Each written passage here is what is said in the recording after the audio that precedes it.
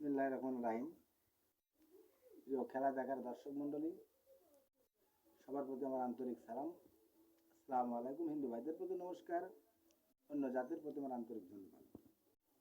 এটা হলো একটা চশমা বলে, চশমা, কিন্তু এইখান থেকে এদিক দিয়ে বরাবর ঘুরা টুরা নিয়ে এসে এখানে ঝালাই করা হয়েছে।